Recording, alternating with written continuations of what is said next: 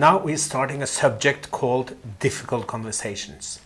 Now, there are many different types of difficult conversations, and I wish I could help you with all of them, but I can't. I can't help you with the difficult conversations you might have with your spouse or your kids or even with your boss. The ones I can help you with is difficult conversations when you are the boss and you're talking to your subordinates. Then this methodology that I'm going to teach you will be very useful.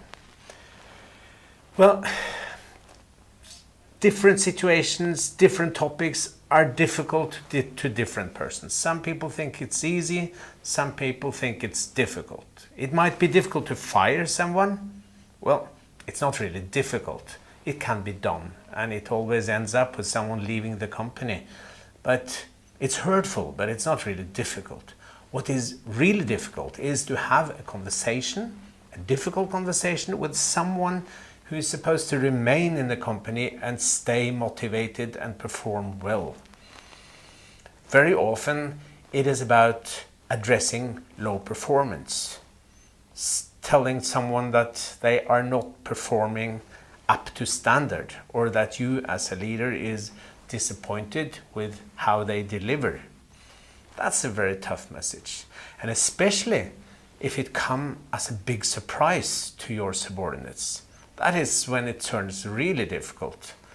And sometimes when they are surprised, they will tell you that you are wrong, that they are right, that you just have misunderstood the situation, and that their performance is much better than you think.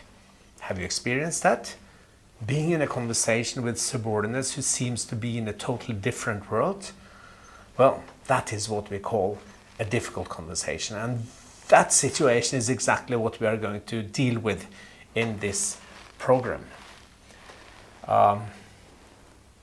Very often, it turns into a difficult conversation because you didn't give them feedback when the situation occurred.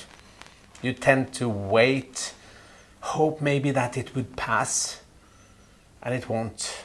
It only gets worse. So it's much better to do it right away. And why do we avoid having those corrective feedback situations? I think it is partly because we want to be loved. We want everybody, or at least a lot of us, wants everybody to love us. And we think that when we disappoint someone with corrective feedback, that they will start to hate us, at least not keep on loving us.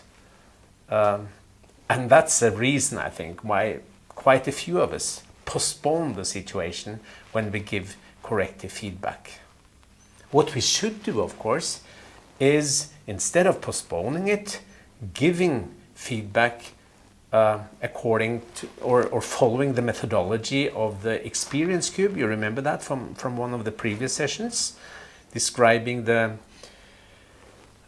objective situation, your thoughts about it, your feelings, and your will to have a change, to make the other person understand the feedback. And when you do that right away, it's not a big thing. It's just a corrective feedback related to a situation that you give to a person to help him develop. But if you have neglected that for a long time and suddenly you decide, now I will tell that person, he or she will be surprised. And then, as a natural mechanism, I'll tell you later, they will start out denying the whole thing and saying that it is not right. You are wrong.